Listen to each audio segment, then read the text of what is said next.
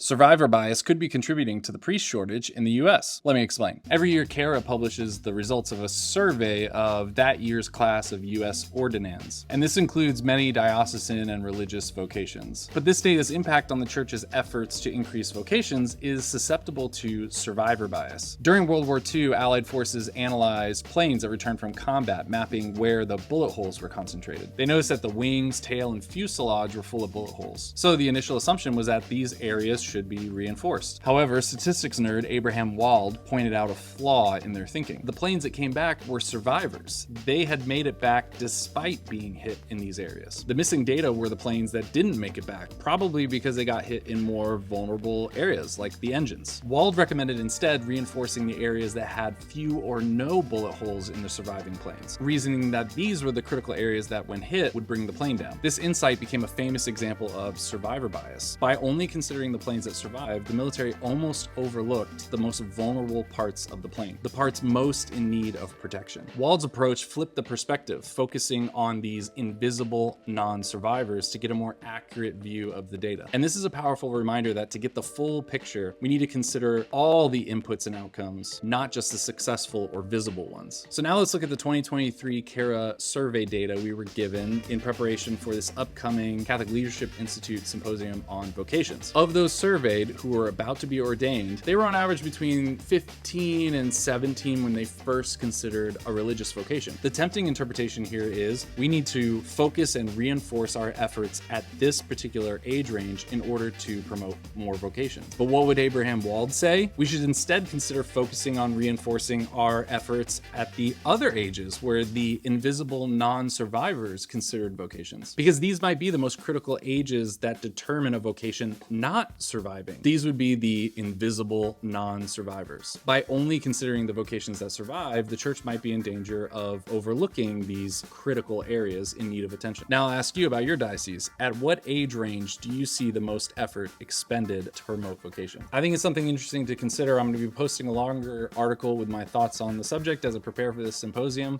You can check it out on my website.